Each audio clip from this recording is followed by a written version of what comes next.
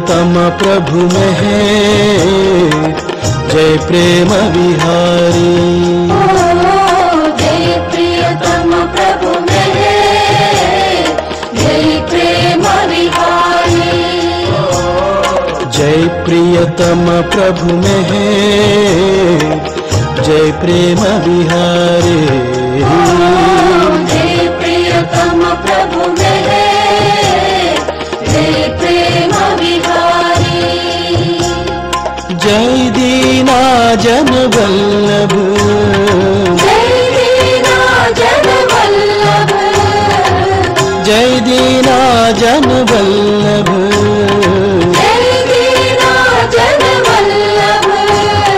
जय जगदीश में है, जय जगदीश में है, जय जगदीश में है। जय जगदीश में है। जय प्रियतम प्रभु में है जय प्रेम विहारी। जय प्रियतम प्रभु में है जय प्रेम विहारी। श्री नंदन प्रज जन रंजन, श्री नंदन प्रज जन रंजन, श्री नंदन प्रज जन रंजन, श्री नंदन प्रज जन रंजन। सकल पाप भवहारी,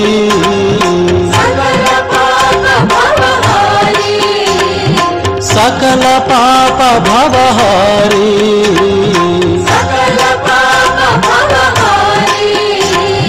जय जगदीश में है, जय जगदीश में है, जय जगदीश में है। जय जगदीश में है। हर में है, हर में है, मेहर में है, हर हरे। हर में है, हर में है, मेहर में है, हर हरे। हर में है, हर में है, मेहर में है, हर हरे।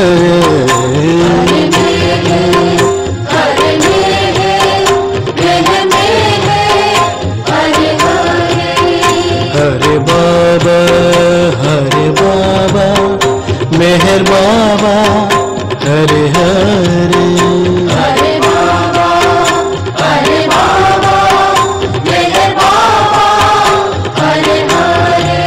हरे बाबा, हरे बाबा, मेहर बाबा, हरे हरे। हरे बाबा, हरे बाबा, मेहर बाबा, हरे हरे। हरे में है, हरे में है, हरे में है,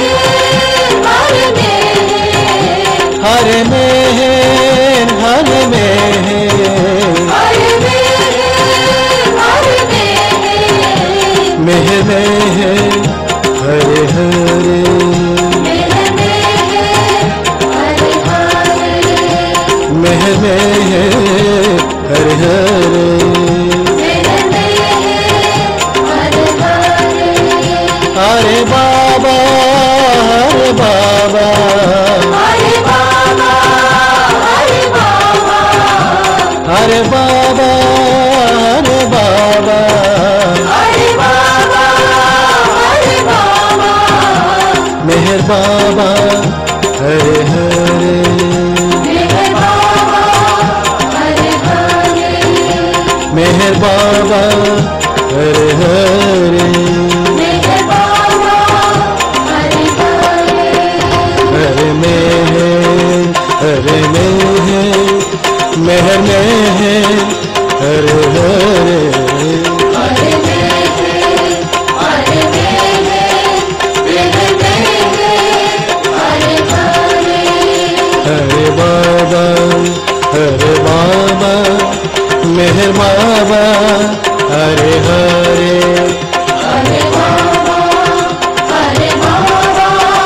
मेहर बाबा हरे हरे मेहर बाबा हरे हरे मेहर बाबा हरे हरे मेहर बाबा हरे हरे मेहर बाबा हरे हरे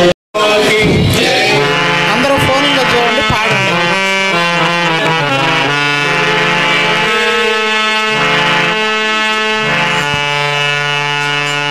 మాయదారి కొడుకు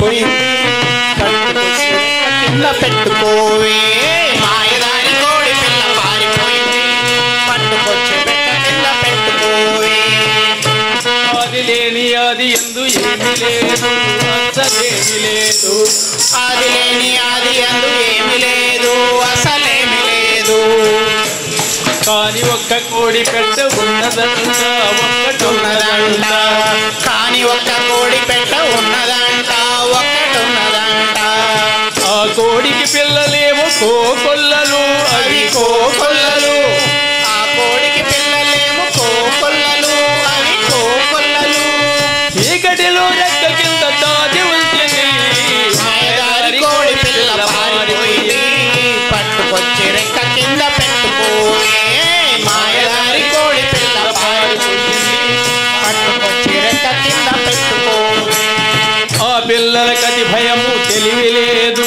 వాటికి తెలివి లేదు ఆ పిల్లలకు భయము తెలివి లేదు వాటికి తెలివి లేదు లెక్కలేని యుగాలెన్నో గడిచిపోయే వాటికి గడిచిపోయే లెక్కలేని యుగాలెన్నో గడిచిపోయే వాటికి గడిచిపోయే తల్లి కోడి అన్నిటినీ కాపాడుచునే ఉండే తల్లి కోడి అన్నిటినీ కాపాడుచునే ఉండే ఒక తుండరి కోడి పిల్ల విసిగిపోయే చీకటిలో మాయదారి కోడి పిల్ల పారిపోయింది పట్టుకొచ్చి రెక్క కింద పెట్టుకోవే మాయదారి కోడి పిల్ల పారిపోయింది పట్టుకొచ్చి రెక్క కింద పెట్టుకోవే విసిగిపోయి తప్పించుక పారిపోయింది బయటనున్న లేదు భయపడింది విసిగిపోయి తప్పించుక పారిపోయింది బయటనున్నదేదో చూసి భయపడింది 6 సార్లు వెనకెళ్ళి మళ్ళీ వచ్చింది 6 సార్లు వెనకెళ్ళి మళ్ళీ వచ్చింది రంగులేని కాంతి చూసే 7వసారి రంగులేని కాంతి చూసే 7వసారి భయపడక ముందుకే సాగిపోయింది మాయదారి కోడి పిల్ల పారిపోయింది పట్టుకొచ్చి రెక్క కింద పెట్టుకోవే మాయదారి కోడి పిల్ల పారిపోయింది పట్టుకొచ్చి రెక్క కింద పెట్టుకోవే అంతులేని దూరాలకు పయనమైంది కొంత దవ్వుకెళ్ళగానే ఆకలేసింది అంతులేని దూరాలకు పయనమైంది కొంత దవ్వుకెళ్ళగానే ఆకలేసింది బిక్కు బిక్కుమంటూనే ఊహనడిగి చూసింది బిక్కు బిక్కునంటూనే ఊహనడిగి తనను ఆరగించమని ఊహ వచ్చి ముందు మాయదారి కోడి పిల్ల పారిపోయింది పట్టుకొచ్చి రెక్క కింద పెట్టుకోవే మాయదారి కోడి పిల్ల పారిపోయింది పట్టుకొచ్చి రెక్క కింద పెట్టుకోవే ఊహనారగించి సాహసాలు చేయబూనే ఊహనారగించి సాహసాలు చేయబూనే 14 సాహసాలు చేయను ఆరంభించే 14 సాహసాలు చేయను ఆరంభించే మొదటి 7 చేసి తాను మనిషిగా మారిపోయే మొదటేడు చేసి తాను మనిషిగా మారిపోయే సుఖ దుఃఖాలను రెంటిని అనుభవించి తీరింది మాయదారి కోడి పిల్ల పారిపోయింది పట్టుకొచ్చి రెక్క కింద పెట్టుకోవే మాయదారి కోడి పిల్ల పారిపోయింది పట్టుకొచ్చి రెక్క కింద పెట్టుకోవే ఆకలేము తగ్గసాగే అష్టమ సాహసములోన ఆకలేమో తగ్గసాగే అష్టమసాహసములోన ఊహ అనే ఆహారం అతి తక్కువగా తినుతూ ఊహనే ఆహారం అతి తక్కువగా తినుతూ 13వ సాహసమున మలుపు తిరిగే కోడి పిల్ల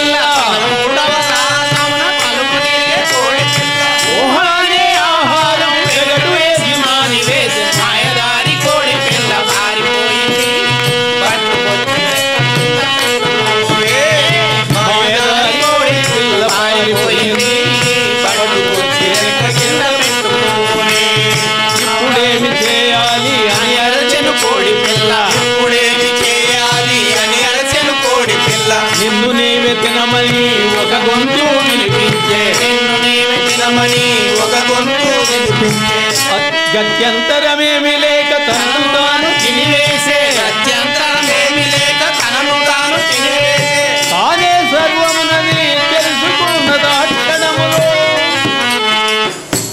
సర్వమనగా శక్తి జ్ఞాన ఆనందములేయగు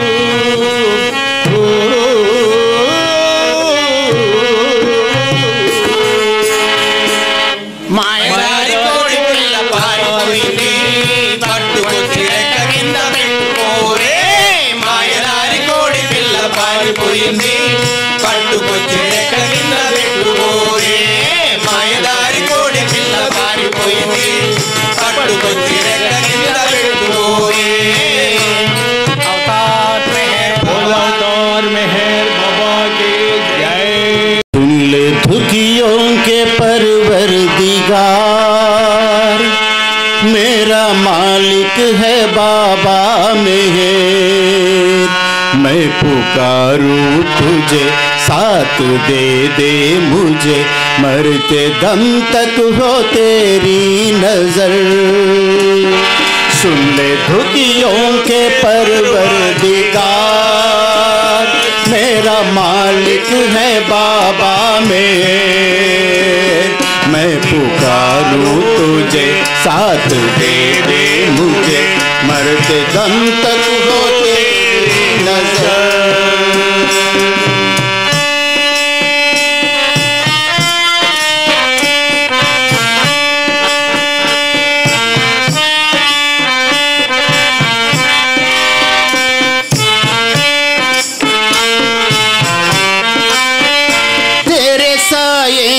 दुनिया फले बेसहारों को राहत मिले तेरे साये में दुनिया फले बेसहारों को राहत मिले आज घर घर तेरा सबको है आसरा आज घर घर तेरा सबको है आसरा बिगड़ी बनके है उलझन तले मेरे राहों का पूरे गुजर मुझ पे भी थोड़ा एहसान कर मैं पुकारूं तुझे साथ दे दे मुझे मरते दम तक हो तेरी नजर सुन ले दुखियों के परवरदिगार मेरा मालिक है बाबा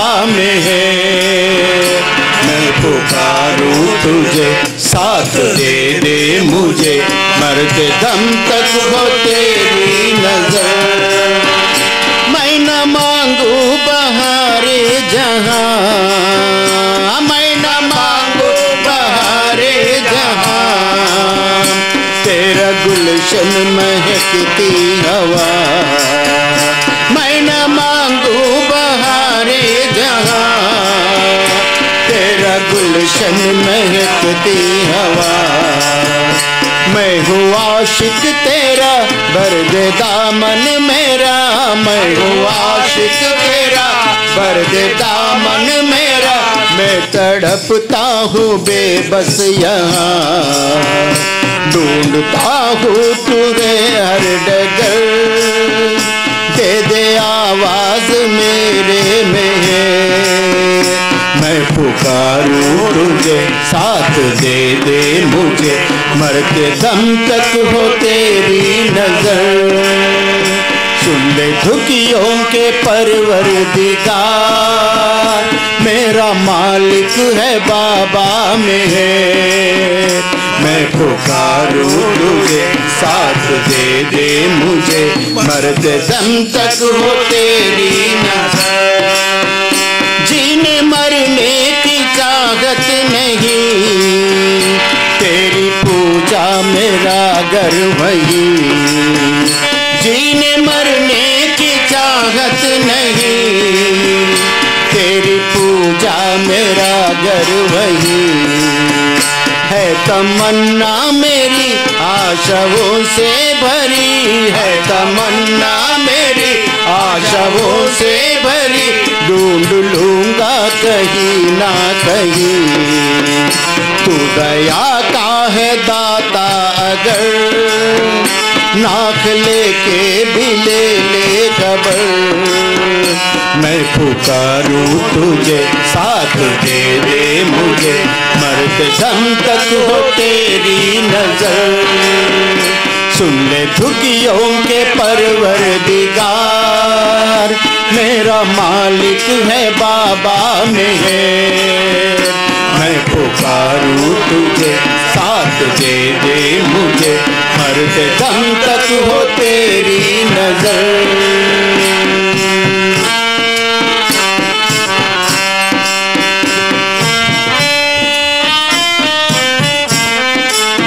अवतार मेहर बाबा की जय, अवतार मेहर बाबा की जय, अवतार मेहर बाबा की जय।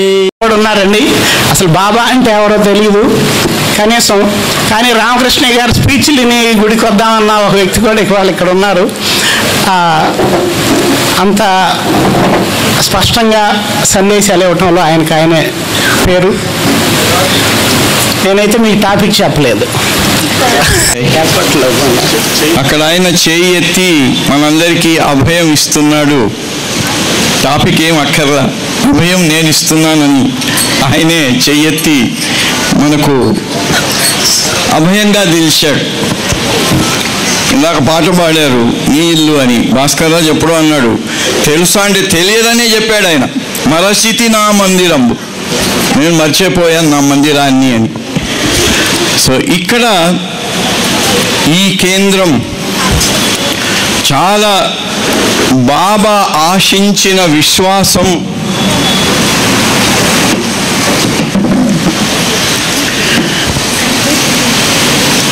బాబా తన పైన విశ్వాసం ఎలా ఉండాలో దానికి నిదర్శనంగా ఉన్న విశ్వాసానికి తార్కాణం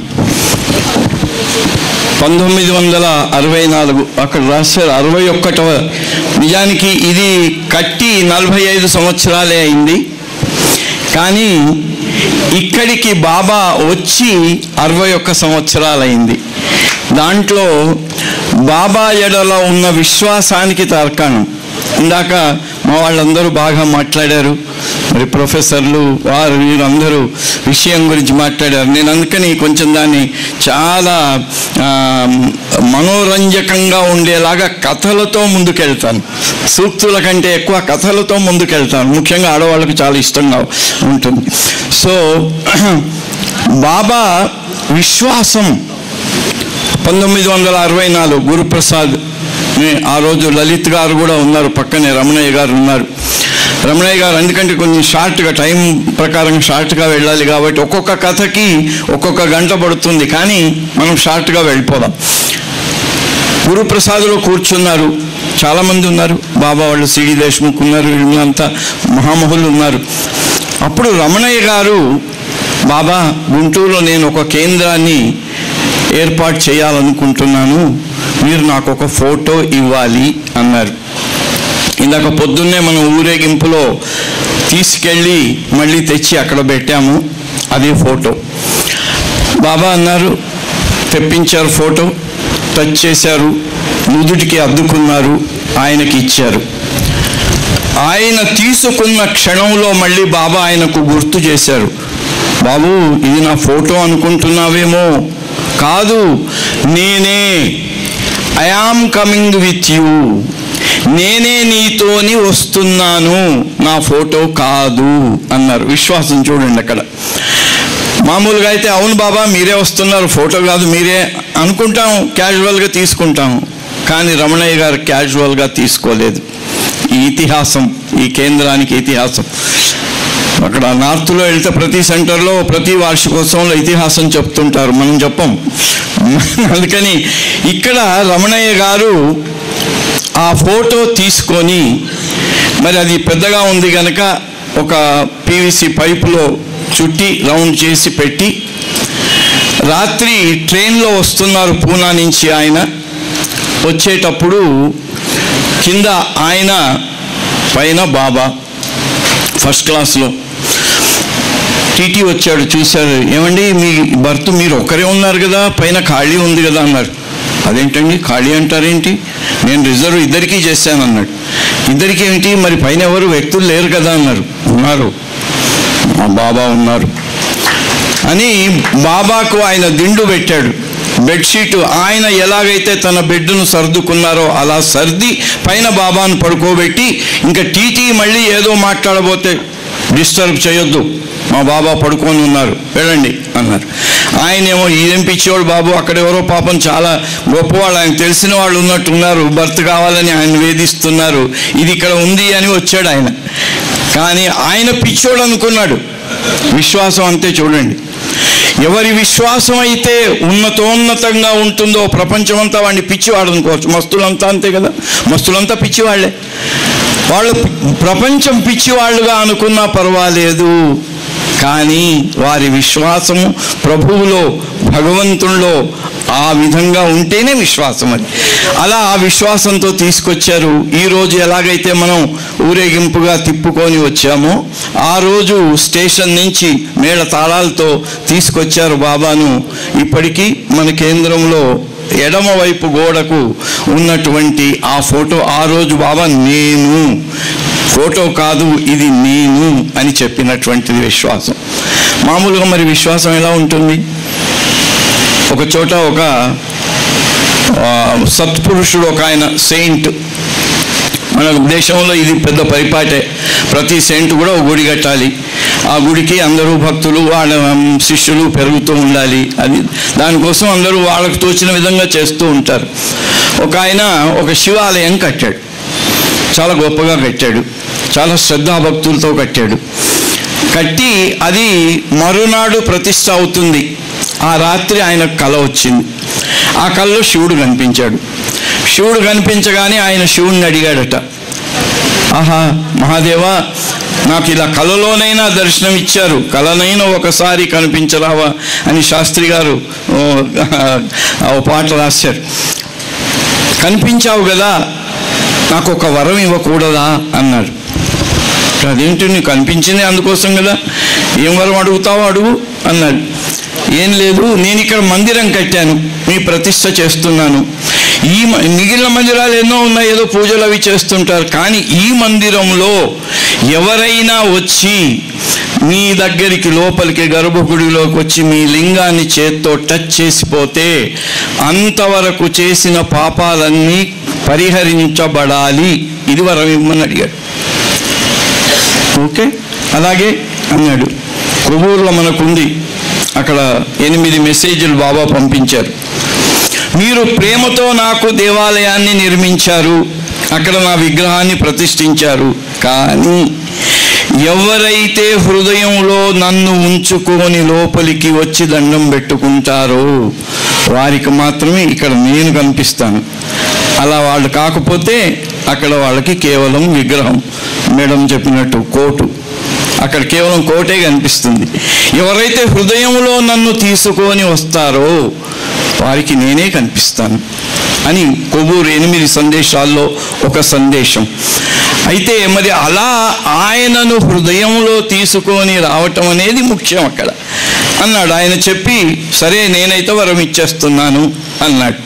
అంటే చూడండి, జనం విశ్వాసంలో ఎంత మన ఇది ఉంటుంది. అందుకే ఆయన మీ అజ్ఞానం నాకు నా యూనివర్సల్ వర్క్ కంటే, విశ్వకార్యానికంటే మీ అందరి అజ్ఞానం పెద్ద బరువు అన్నాడు నా నెత్తి మీద.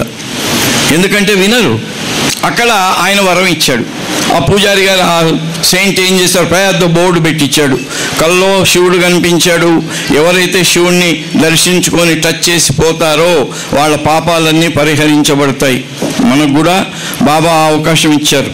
25 ఫిబ్రవరి తాడేపల్లిగూడెం 60వ బర్త్డే చేసిన రోజు బాబా పర్వర్దిగార్ ప్రార్థన చదివించలే, పశ్చాత్తాప ప్రార్థన చదివించాడు. ఈ రుచితో చేసి ఈరోజు ఇక్కడ ఉన్న వాళ్లే కాకుండా నా ప్రేమికులు ఎక్కడ ఉన్నా ఏమున్నా అంటే హృదయంలో నన్ను తీసుకొచ్చిన వాళ్ళు అని ఎలాగైతే ఆ మెసేజ్లో చెప్పారో వాళ్ళందరికీ నేను ఆ భగవంతుడు చూడండి, ఆయన కూడా ఎంత విచిత్రంగా చేస్తాడు.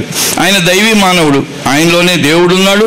ఆ దేవుడు ధరించిన మానవ రూపం ఉంది కాబట్టి దైవీ మానవుడు, గాడ్ మ్యాన్ అన్నాం ఆయన అంటూ. ఆయన ఏమంటున్నాడు అప్పుడు మనిషి యొక్క ఆ పాత్రకు వెళ్ళిపోయి, God whoever he may be, భగవంతుడు ఆయన ఎవరైనా కానీ మనందరి యొక్క పాపాలను వీక్నెస్లను పరిహరించమని మనందరి తరఫున నేను కోరుతున్నాను అన్నాడు. మరి ఎంతమందికి ఇది వచ్చింది? ఇది ఇక్కడ ఈ స్టోరీకి వెళ్ళినట్టయితే అయిపోయింది. ఆయన పెద్ద బోర్డు పెట్టాడు, రోజు వేల మంది వస్తున్నారు, శివుణ్ణి టచ్ చేస్తున్నారు, వెళ్ళిపోతున్నారు.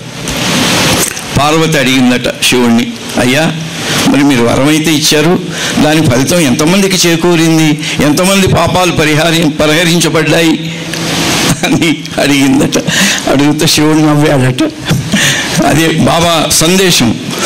నన్ను ఎవరైతే హృదయంలో తీసుకొని లోపలికి వస్తారో వాళ్ళకి నేను కనిపిస్తాను. ఎవరైతే క్యాజువల్గా ఏదో అక్కడ కట్టారు కదా గుడి, దండం పెట్టుకొని వద్దాము అని వెళ్ళిన వాళ్ళకి ఆ రాయే కనిపిస్తుంది. బాబా అందుకే చాలా చక్కని ఒక కఠినమైన సందేశంలో అంటాడు, man wanted God, priests have given him a stone అన్న. మనిషి పుట్టింది మోక్షార్హం బౌ మానవ జన్మ చేయకుమావృత. మోక్షార్హం కోసం మనకు మానవ జన్మ ఇవ్వబడింది. కానీ మనం ఏం చేస్తున్నాము? మనకు అలాంటి భగవంతుడి కోసం పుట్టినటువంటి మానవ జన్మ అయితే మనలో ఉన్న మానవుల్లో ఉన్నటువంటి భగవంతునికి మనకు మధ్యన ఏర్పడిన, ఇప్పుడు అన్ని విషయాల్లో దళారులదే పెద్ద. ఇది వ్యవసాయదారులు ఆత్మహత్యలు చేసుకోవడానికి దళారీలే, ఇక్కడ భగవంతుడికి భక్తుడి మధ్యన దళారీలే, అన్ని చోట్ల దళారీలదే పెద్ద గొడవ వచ్చేసింది. అయితే అప్పుడు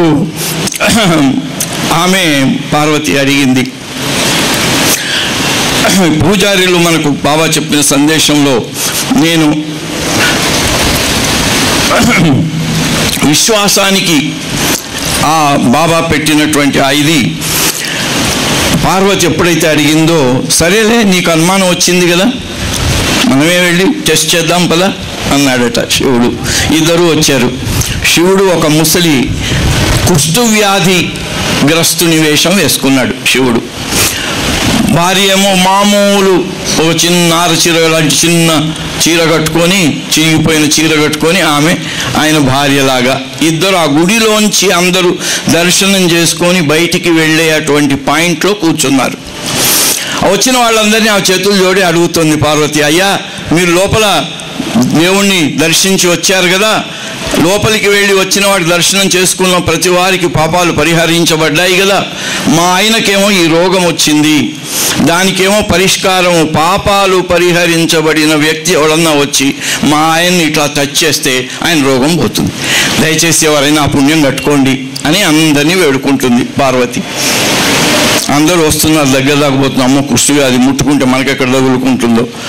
వాళ్ళు అక్కడ పాపాలు పరిహరించబడిన విషయము మర్చిపోయారు, దేవుడు ఇచ్చిన అభయాన్ని మర్చిపోయారు.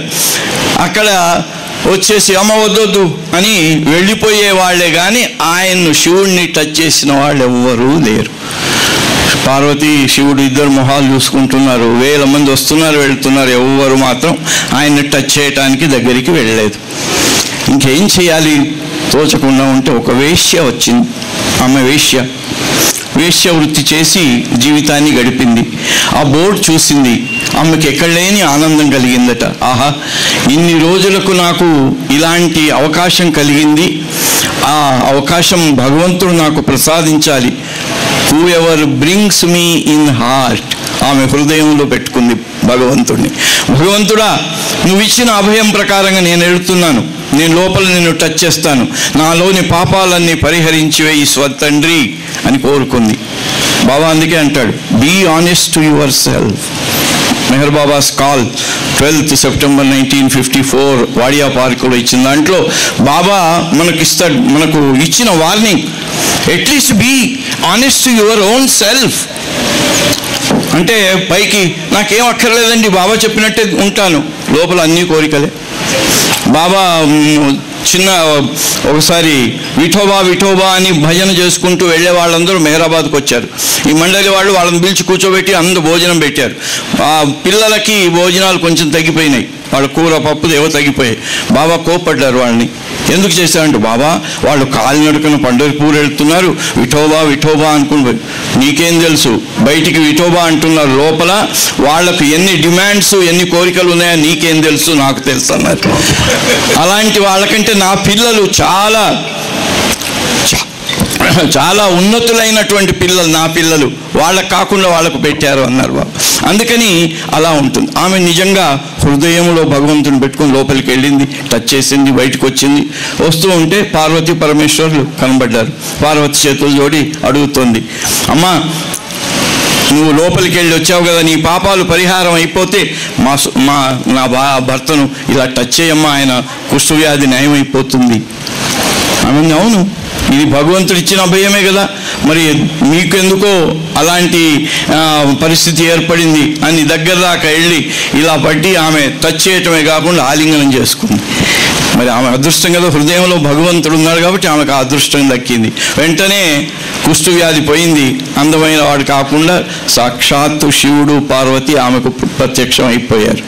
అంటే విశ్వాసము, అంటే మన విశ్వాసం ఆ లెవెల్లో ఉంటే మనను పరీక్షించడానికి భగవంతుడు అనుక్షణం కూడా మన జీవితంలో జరిగే ప్రతి సంఘటన, అక్కడేమో వాళ్ళు పార్వతీ పరమేశ్వరుడు కుష్ఠవ్యాధిగ్రస్తులుగా వచ్చారు, ఆయన పరమేశ్వరుడు మన చుట్టూ మనకు ఇష్టం కాని వాళ్ళలాగా, మనను విమర్శించే వాళ్ళలాగా, మనను తిట్టే వాళ్ళలాగా, నొప్పించే వాళ్ళలాగా అనుక్షణం వస్తుంటారు.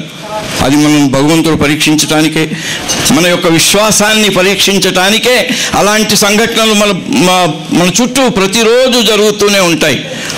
ఆర్ వి రియల్లీ దామన్ హోల్డింగ్ ఆన్ టు దామన్ అంటే అదే విశ్వాసం.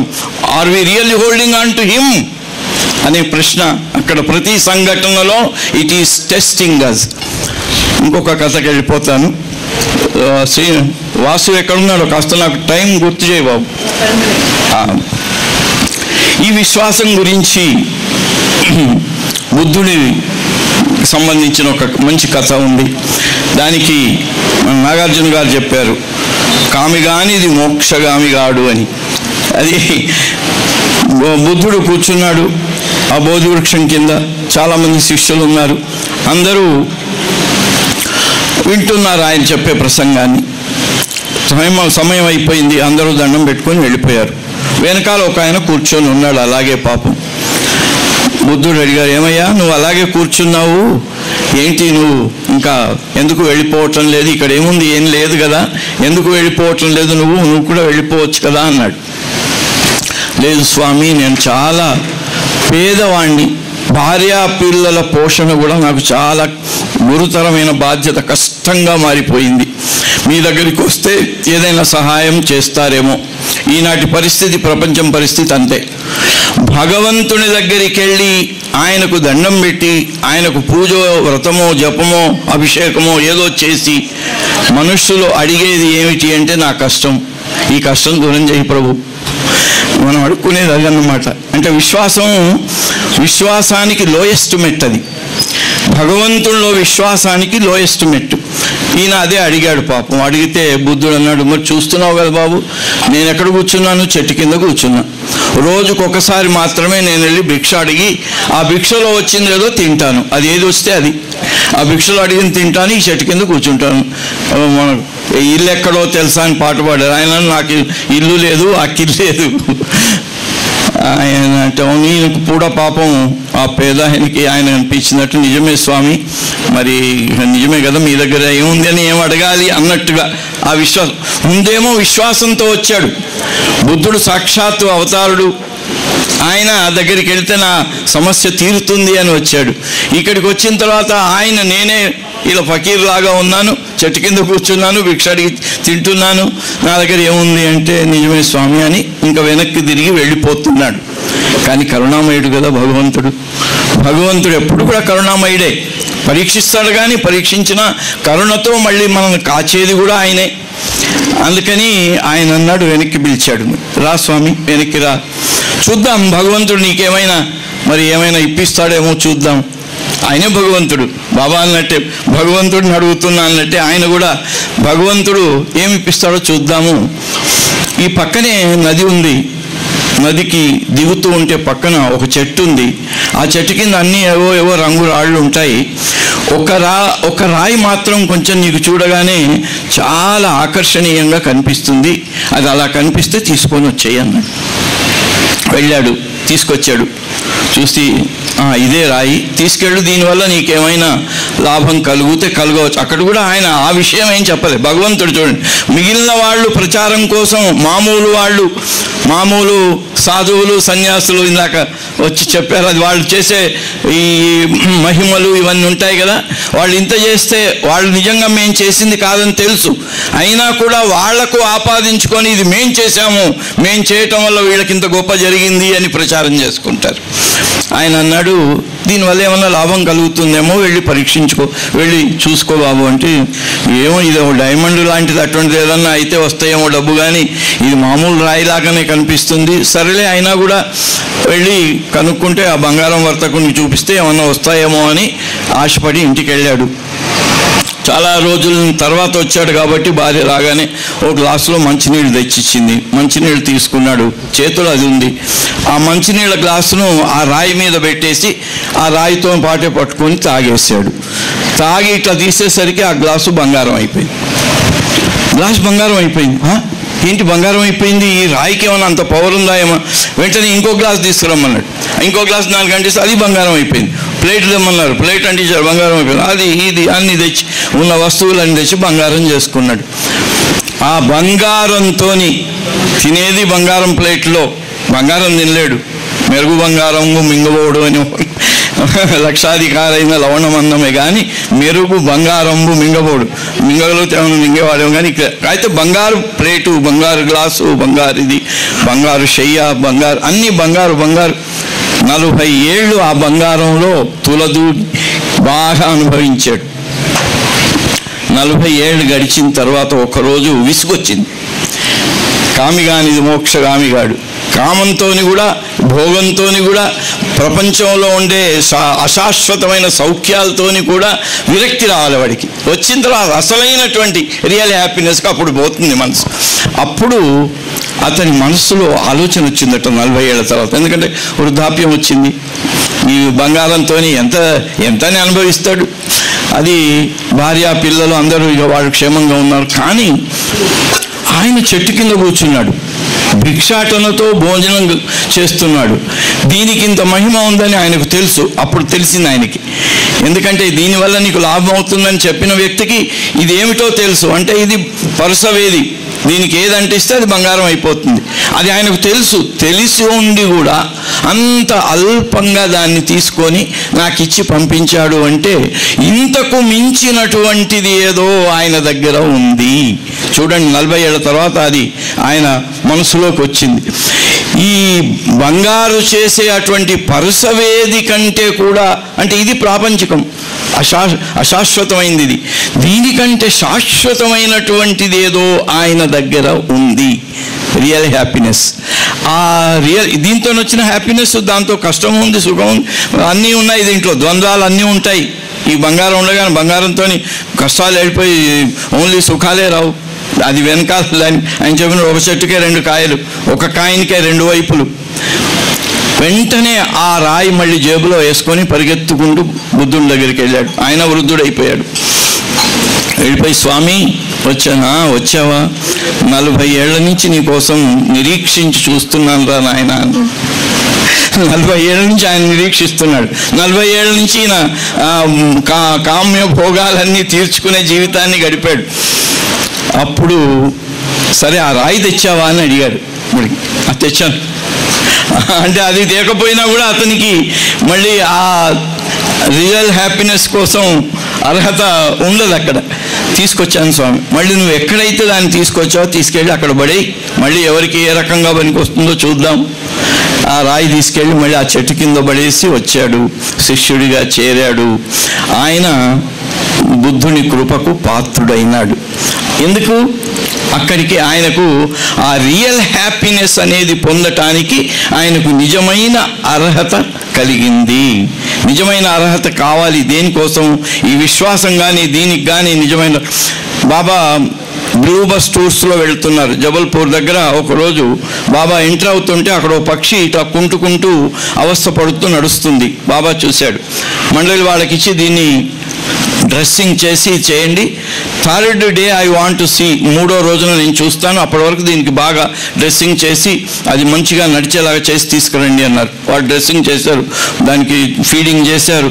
3వ రోజు తీసుకొస్తే అది మెల్లమెల్లగా నడిచి బాబా ఇలా కూర్చొని ఉన్నారు. బాబా పాదాల దగ్గరికి వెళ్ళి పాదాల మీద పడి ప్రాణాలు వదిలిస్తుంది.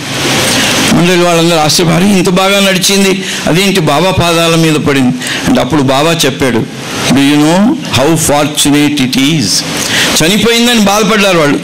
మన యొక్క విశ్వాసం దేని మీద ఆధారపడి ఉంటుంది అంటే మన విశ్వాసం యొక్క లెవెల్ మీద ఆధారపడి ఉంటుంది.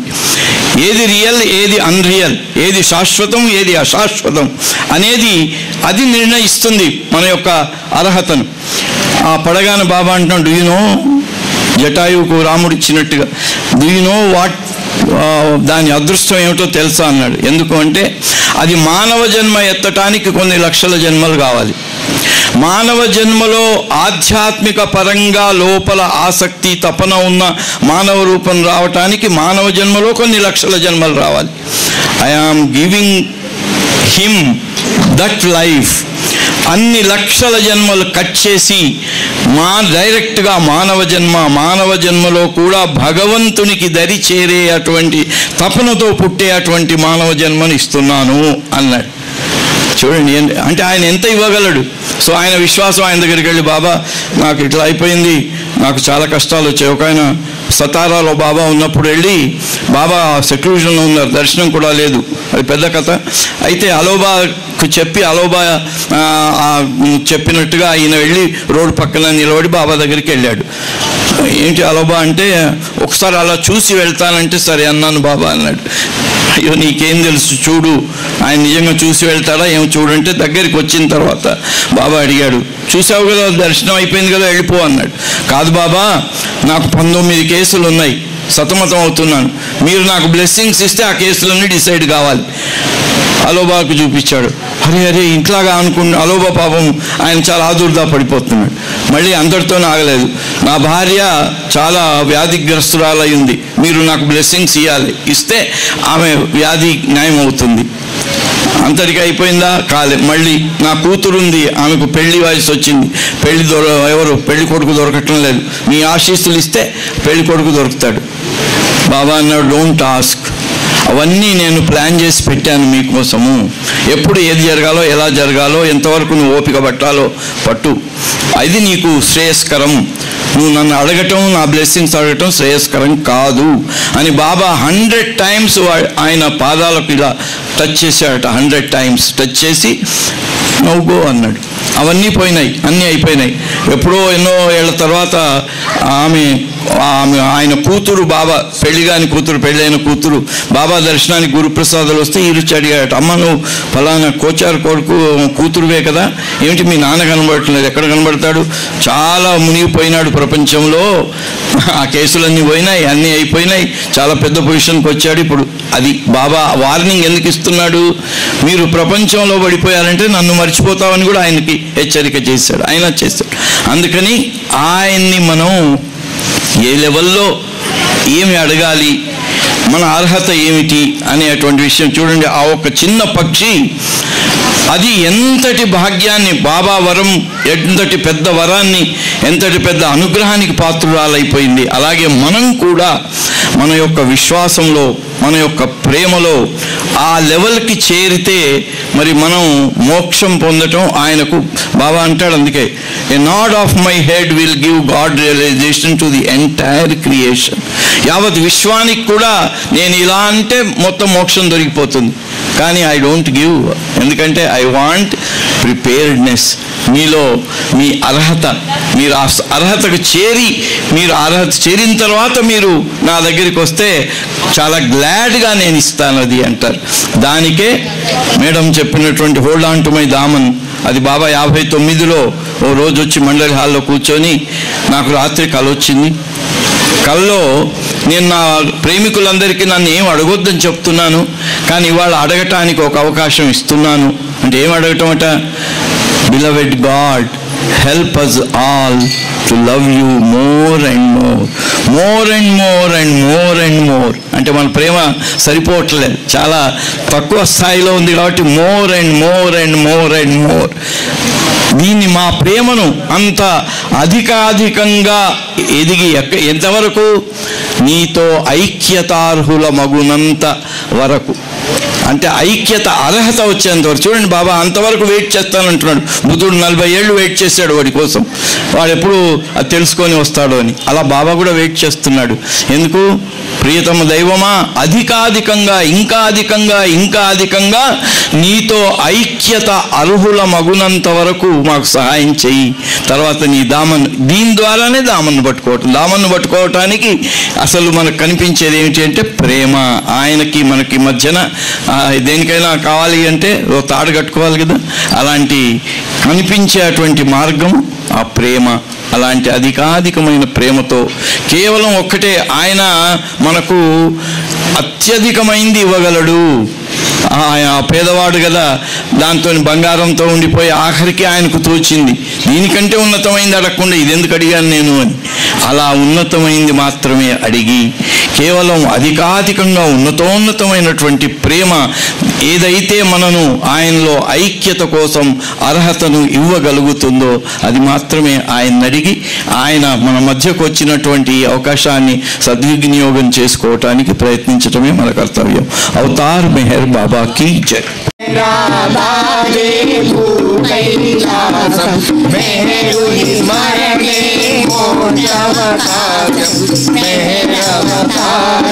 మోహన రూపం శరణం కోరిన జీవితి ధన్యం, శరణం కోరిన జీవితి ధన్యం.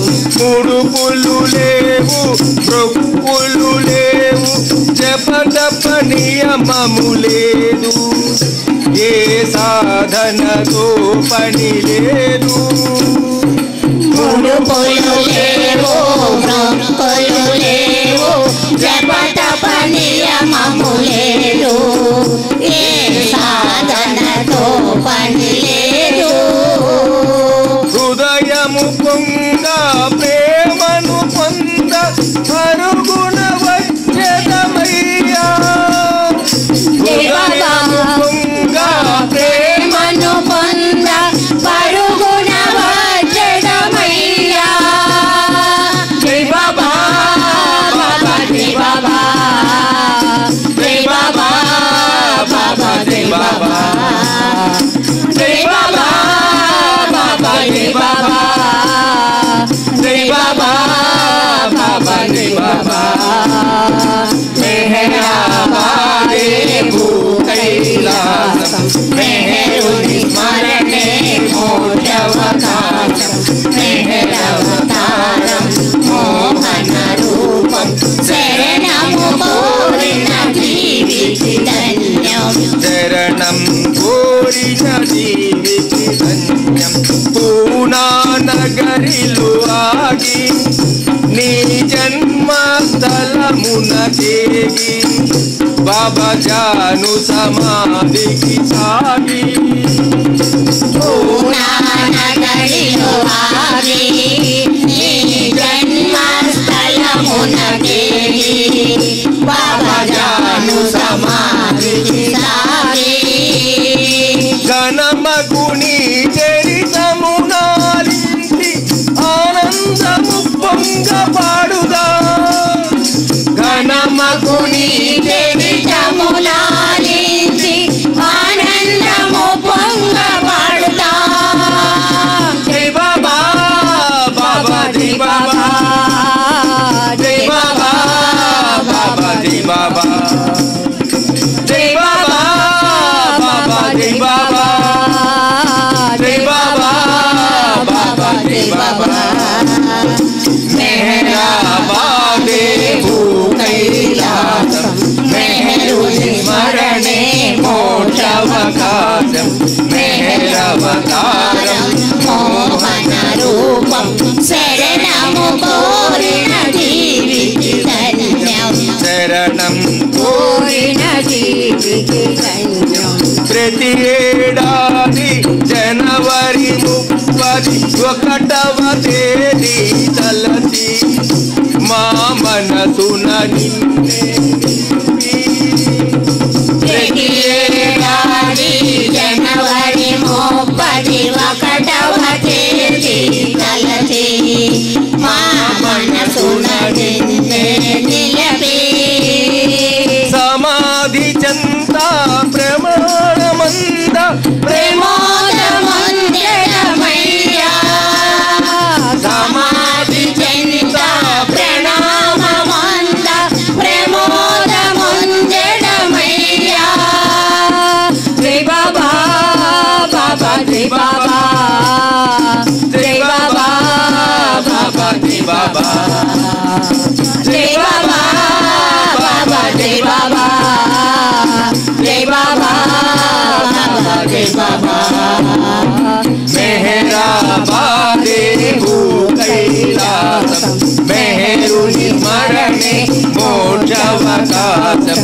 మెహరవతారం మోహన రూపం శరణం కోరిన జీవికి ధన్యం శరణం కోరిన జీవికి ధన్యం ప్రేమతో చేరిన ప్రేమికులంత ప్రియమున నిన్నే కొలచి దిగువన మెహరాబాదు చేరి ప్రేమతో చేరిన ప్రేమికులంతా ప్రియమున నిన్నే కొలచి దిగువన మెహరాబాదు చేరి ప్రియమండలి వెలిగించిన ధునిలో కోటెల ముఖలను నెట్టుగా ప్రియమండలి వెలిగించిన ధునిలో కోటెల ముఖలను నెట్టుగా జై బాబా బాబా జై బాబా జై బాబా బాబా జై బాబా జై బాబా బాబా జై బాబా జై బాబా బాబా జై బాబా మెహరాబాదే భూ కైలాసం మెహరుని స్మరణే మోక్షవకాశం మెహరవతారం మోహన రూపం శరణము కోరిన జీవికి ధన్యం శరణము కోరిన జీవికి ధన్యం अवतार है बाबा की जय मेहर के सागर से मेहर की धारा बहती है जी भर के पीले जामों पे जाम उठा ले जाम पे जाम उठा ले ओ मेहर के सागर से मेहर की धारा मेहर के सागर से मेहर की धारा बहती है जी भर के पीले पीले जाम पे जाम उठा ले जाम पे जाम उठा ले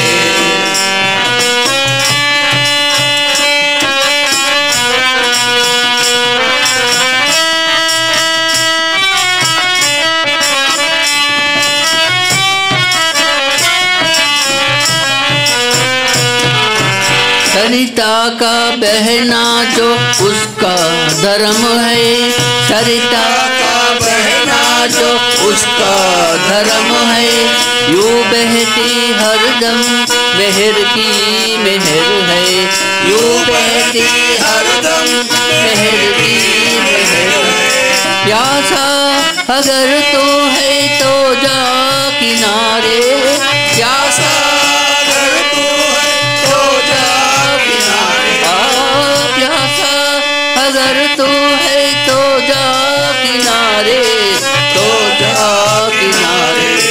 जाम पे जाम उठा ले जाम पे जाम उठा ले ओ मेहर के सागर से मेहर की धारा मेहर के सागर से मेहर की धारा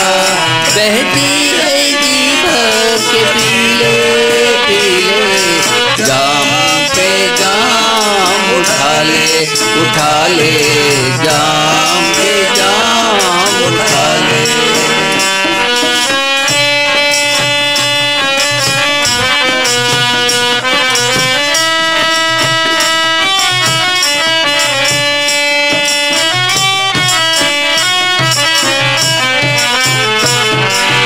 मांगे से मिलती नहीं है किसी को, मांगे से मिलती नहीं है किसी को, तैयार है जो मिलता उसी को, तैयार है जो मिलता उसी को।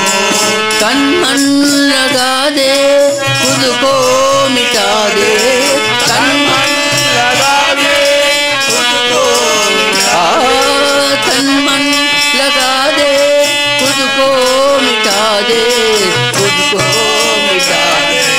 जाम पे जाम उठा ले, उठा ले, जाम पे जाम उठा ले। ओ मेहर के सागर से मेहर की धारा, मेहर के सागर से मेहर की धारा बहती है जी भर के पीले पीले। जाम पे जाम उठा ले, उठा ले, जाम पे जाम उठा ले।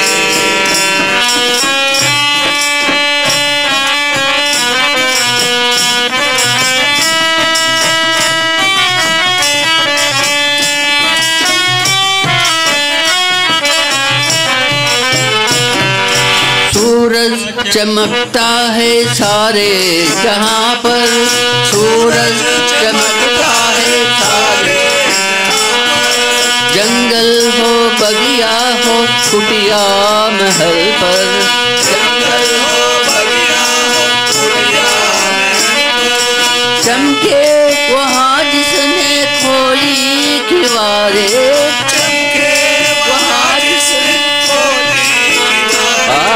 चमके वहाँ जिसने खोली किवारे, खोली किवारे। जाम पे जाम उठा ले, उठा ले, जाम पे जाम उठा ले। ओ मेहर के सागर से मेहर की धारा, मेहर के सागर से मेहर की धारा बहती है के पीले पीले। जाम पे जाम उठा ले, उठा ले, जाम पे जाम उठा ले।